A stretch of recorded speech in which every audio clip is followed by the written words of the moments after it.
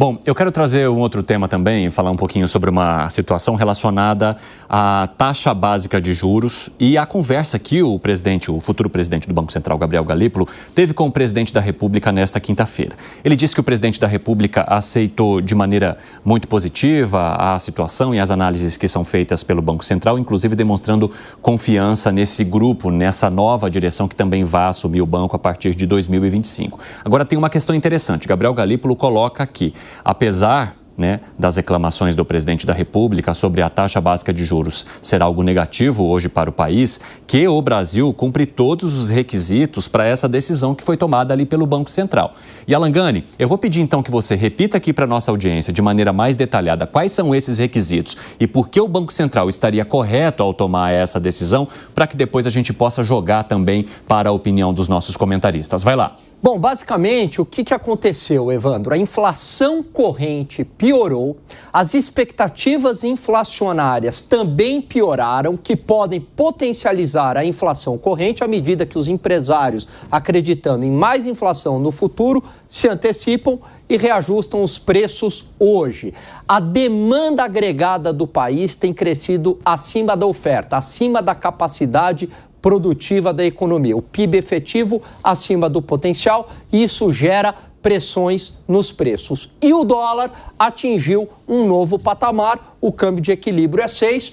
No processo produtivo há componentes importados, dólar mais caro, há um repasse nos preços. Todos esses fatores em conjunto estão ligados a uma única causa, que é a deterioração fiscal. Banco Central trabalha em dobro, liga a turbina em dobro, para compensar a falta de compromisso fiscal por parte do Congresso e do governo federal. Concorda, Piperno? Não. Por que não? Eu discordo de muitas coisas. Por exemplo, hoje eu me dei o trabalho, de levantar todos os resultados fiscais do Brasil de 2014 para cá. E aí, para minha surpresa, tirando aquele resultado maquiado de 2022, o Brasil provavelmente vai ter agora, o seu resultado fiscal menos ruim. Não. Mas 2022, mesmo colocando de volta os precatórios e tal, seria melhor. Não, veja, veja, e o governo já falou isso algumas vezes, falou muito dessa história dos precatórios. Mas os precatórios não foram os únicos itens, de certa forma, manipulados, empurrados com a barriga. Houve lá a dívida com os estados que tiveram que pagar, uma série de itens que fizeram com que essa conta fosse lá em cima. Mas tirando esse ano, então, é um ano, digamos, subjúdice nessa discussão, porque ele é bastante controverso, esse resultado desse ano deve registrar, porque não saiu ainda, o resultado menos ruim. É um resultado bom? Não é. É um resultado menos ruim de 2014 para cá, o que não é pouco. O que mostra que não há, de fato, um desequilíbrio. Há dificuldades, mas há, sim, medidas tomadas que apontam para um equilíbrio lá na frente. Houve uma previsão errada no começo? Houve, mas isso, de certa forma, vem sendo corrigido. Que foi, Segré? Piperno, você está tentando passar pano. Não. Com todo respeito, está tentando passar pano. Mas eu vou justificar por que estou fazendo essa afirmação. Bom, isso não é passar pano. Não, mas está tentando justificar uma coisa dizendo não é tão ruim, é muito ruim. E vou justificar. Quando tinha a metodologia anterior, era teto de gastos. Esse teto de gastos foi aprovado no governo Temer e estava definido. Com o teto de gastos, o que o governo poderia gastar era o orçamento do ano passado mais a inflação do ano passado. Esse era o teto. Aí veio o governo de Lula... Estouraram em todos os anos. Não. Mas para estourar... Ou seja, estabeleceram um critério que não foi cumprido. Me permita continuar a explicação. Para estourar, tem que ter autorização do Congresso. Certo? Estamos de acordo? Perfeito. Sim. Nesse arcabouço fiscal, que durou 2 anos, só 2 anos, a estratégia, o que nos foi vendido era que, se eles faziam tudo que estava aprovado no arcabouço fiscal, teria um déficit em 2023, que se cumpriu, PEC da transição, gasto público nas nuvens. Em 2024, teríamos zerado o déficit, ou seja, zero. Zero é não gasto mais do que arrecado. Isso é zero. Qualquer coisa de gasto pode ser justificada, mas zero é gastei 100, arrecadei 100. E para 2025, superávit de 0,5%, para 2026, 1%. Certo, Piperno? Era isso? Certo. Ok. Qual era o limite? 0,25%. 0,25 dá um déficit previsto para esse ano de 28,750 bilhões, ou seja, 28,8, para arredondar. O que acontecia se não cumpria? Como não vai cumprir? Nada. A lei de responsabilidade fiscal, e nós falamos isso aqui, quando foi aprovado o arcabouço fiscal, não complica nada a gestão do presidente Lula. Ou seja, poderia gastar o que quisesse. Por que mudou a regra? Porque atrelou a arrecadação. E mesmo com uma arrecadação menor a que tinha antes, poderia gastar 0,6. Certo, Alangani? Certo. Perfeito. Estou tentando mostrar que todos os argumentos são tomados das informações do governo. Aí vem agora, pelo motivo que quiser, e fala, não é tão ruim. Vai ser ruim sim. Tomara chegue a 0,25. Eu duvido, mas tomara. Ainda não temos os dados do mês de dezembro.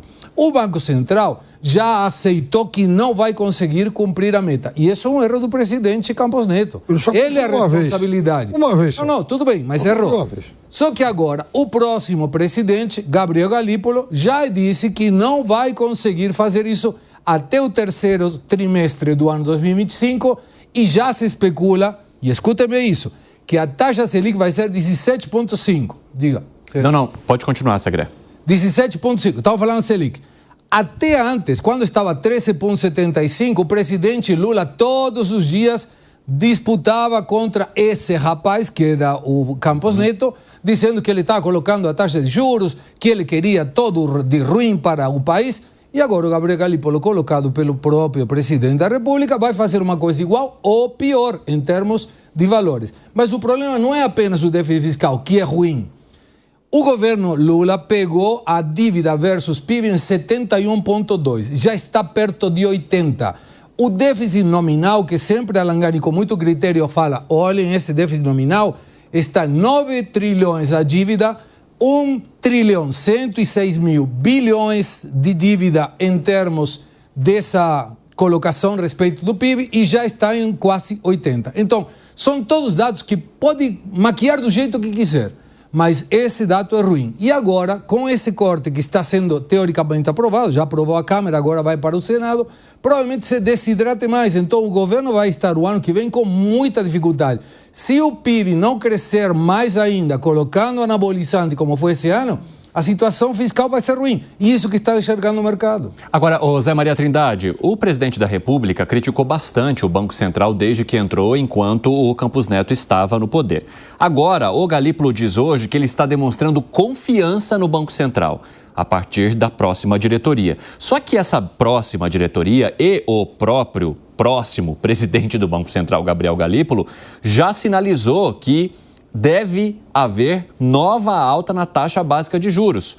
Ou seja, esse elogio não está muito coerente com o momento.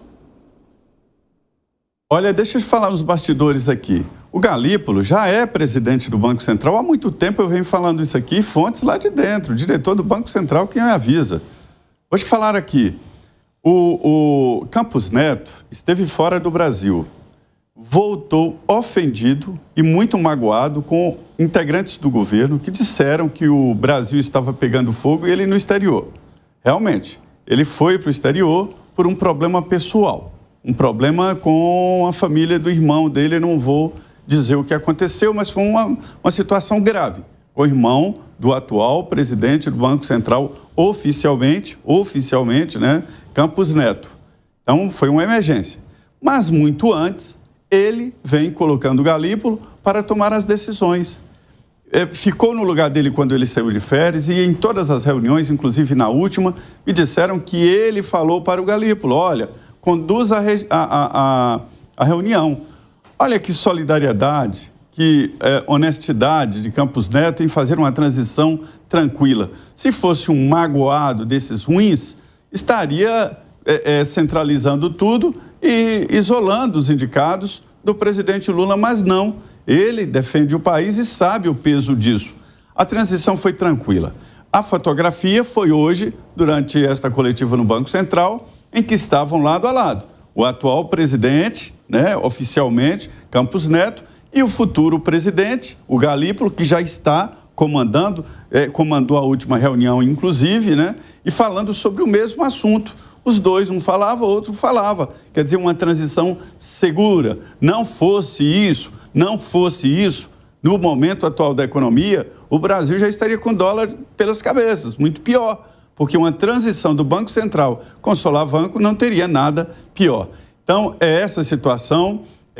Alguns parlamentares, pelo menos 5 parlamentares, foram lá se despedir de Campos Neto.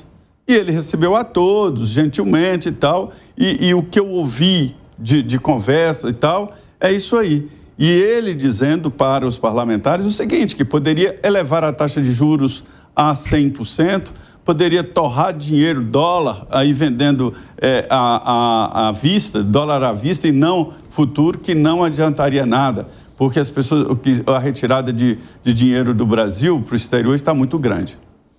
Piperno, arremate para poder conversar com o Bruno, que também está esperando para falar conosco. Não, só em relação ao que o Segré falou, por exemplo, do teto de gastos e agora para o arcabouço fiscal, de fato se muda o critério da responsabilização, é óbvio, está na lei, está na regra. O que eu disse antes é que, mesmo com o teto de gastos vigente, o déficit público do Brasil foi muito maior do que vai ser esse ano, mas muito maior. Agora vai ficar aí entre 0,45, 0,5 e 0,50 e lá foi muito mais, sempre muito mais acima de 1%.